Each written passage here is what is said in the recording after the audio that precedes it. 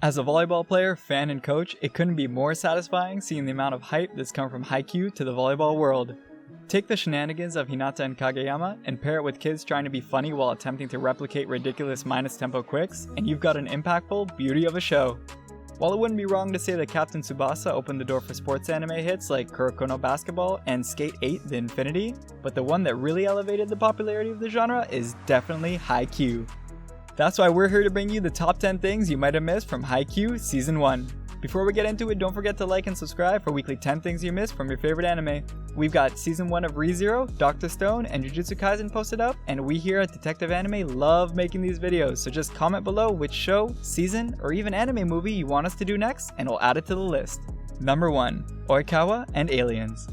In episode 24 of Season 1, during the seemingly never-ending third set, we received a comforting flashback of the adorable younger Oikawa. As you can see, he's wearing a red long-sleeve shirt with a prominent alien on the front as he cheered in front of the screen. And again, while tossing the ball up, you can see him wearing a short-sleeved sweater with a tiny little alien on the left side. While this adorable love for space is shown in the anime, it's much more predominant in the manga and calendar, along with many other references. Number 2. Hinata hides behind the first person he sees. Hinata has a cheerful and energetic personality that is matched by a few in the world of Haikyu, but what sets him apart from others is that he's actually quite simple-minded and doesn't try to convince others that he has any sort of intimidation factor behind him. Every time Hinata has been caught up in an argument with Kageyama or made a mistake in practice during the first season, he would try to hide behind the nearest person to avoid a confrontation, or to reduce any scolding he'd received. The author admitted that while this is definitely a cute and charming detail in the anime, Hinata's reaction during scary moments was to showcase his real emotions. Hopefully this reaction didn't come from being bullied or beaten up by other students because of his, well, short stature. Number 3. Kageyama wanted to join Shiratorizawa. Have you ever been in a situation where you're planning your whole life ahead and the most important decision is to choose a starting point? Well, Kageyama was definitely there, as we learned in the very first half of the season that Karasuno was never his first priority, and he was adamant about joining Shiratorizawa. He aimed to enhance his skills as a volleyball player and learned under the famous coach, Tanji Washijo, and the prodigy of the generation, Wakatoshi Ushijima. Luckily for us, Kageyama wasn't able to pass the entrance exam to Shiratorizawa and failed to land a spot in his dream school despite his excellent volleyball skills. The next choice was Karasuno, as he heard that the legendary coach Uke was going to return and guide the next generation of the Crows. He was quite startled to learn that it wasn't the real Coach Uke, but his grandson instead. Luckily, it all worked out as Kageyama fit perfectly onto the team. Number 4. Kageyama is the only one who isn't a middle blocker. It might be quite surprising to learn the fact that there were 4 rookies who made their way to the volleyball team and only one of them wasn't a middle blocker. Hinata and Tsukushima are both middle blockers despite their clear difference in playing style, and Yamaguchi was a substitute player who acted as a middle blocker or pinch server in a few games. Kageyama was really able to make his mark in the game by securing arguably the most important position in his very first year with the team, showing that he belongs to a special class of players that achieve at the highest level. Kageyama also plays as a blocker and sometimes even as a spiker, but his preferred position will likely always be as a setter for his annoying teammates. Number 5. Asics. As avid volleyball players, we've developed a love for the sport of volleyball that's grown for quite a while. When you're a part of the culture throughout the world, you start recognizing various brands like Mizuno, Mikasa, Tachikara, and many others. But there's an interesting reference to one incredibly popular brand that you might have missed. We saw Karasuno High School's shirts being sponsored by some company called ICS. But those of you who have some knowledge in the Japanese language might know that the word for foot in the language is ashi. If you combine the two words, you get Asics, which is a play on the name of the famous Japanese sports brand called Asics, a widely known and reputable brand for volleyball merchandise throughout the world.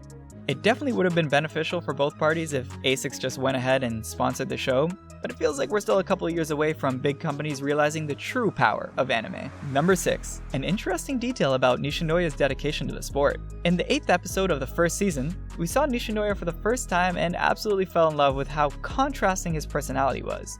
At first he looked like a typical cool guy that everyone is intimidated by, but soon we learned that he's one of the biggest sleazeballs we've seen in the show alongside Tanaka. But what really showed his dedication towards the sport was the interesting revelation made by the writer in a fan meet. The story is that Nishinoya was suspended due to a fight with Asahi where he accidentally broke the plants of the vice principal, and was banned from taking part in any activities that helped him hone his volleyball skills.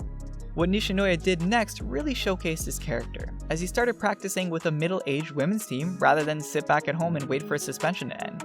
It wouldn't be wrong to say that Nishinoya didn't learn anything from his suspension, but we really enjoyed that he found the perfect loophole to continue his training. Number 7. Tanaka is the Harry Maguire of Karasuno. If you aren't familiar with the European football world, then first we need to explain who Harry Maguire is.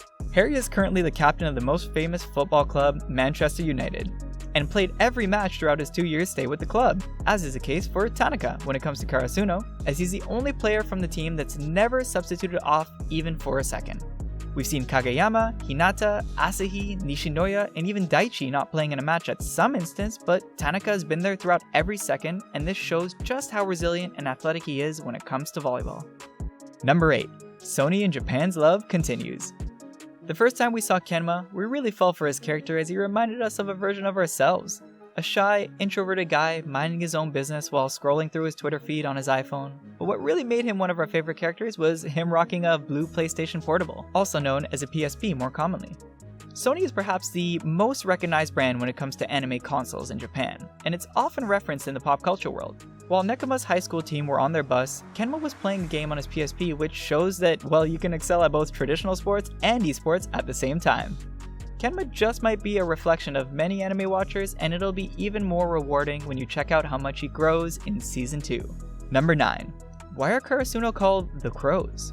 While there's symbolism placed throughout the show, the most repeated and famous symbol in the season is the crow. Crows are believed to symbolize transformation and change, and are watchful creatures that have sharp and powerful foresight. Just taking a look at our Karasuno team, we can definitely see them embody this ideology, as they are constantly transforming into a better version of themselves and adapting to their opponents in every single game. It's also quite a little extra play that crows fly high and are known for their coordinated attacks on their prey. Karasuno is known for everything we mentioned, and it's quite interesting that the writer spent so much time on fully personifying and symbolizing every team of the story. One other example is Nekoma, also known as Wildcats. Number 10. We feel sorry for left-handed people. Left-handed children in Japan have long been methodically forced to use their right hand for tasks such as using pencils and chopsticks for a variety of reasons, including social stigma, though that has long since changed. If you're a fan of the anime and found any scene where a player absolutely nails a spike with his left hand, you're unfortunately in for some bad news. The writer confirmed that what actually happened was a mistake, where sometimes when he meant to draw players hitting the ball with his right, he instead drew them with their left. Tetsuro Kuro was the most common player to do it, which made people speculate if he was indeed ambidextrous. But unfortunately it was confirmed that it was just a mistake by the writer due to his bad sleeping schedule and lack of sleep. Bonus round. Hinata will find you. It's the sort of meme at this stage that Hinata will always meet his future opponents beforehand. Every time Karasuno was going to face a tough opponent in their upcoming battle, Hinata would roam around through various areas, with the most popular place being the bathroom, and would encounter one of the main players of the opposing team. It's reminiscent of childhood anime memories watching Beyblade, where Tyson always met his future opponent at the start of every arc. While you have to watch Season 2 to see who he runs into next, that's it for us this week. But until next week, we hope you enjoyed the video. We post weekly things you missed on Thursdays, so comment below which show, season, or anime movie you want us to do next. Also, don't forget to like, comment, and subscribe if you enjoyed this video. Check out our past videos on ReZero, Dr. Stone, Jujutsu Kaisen, and many more. See you next week.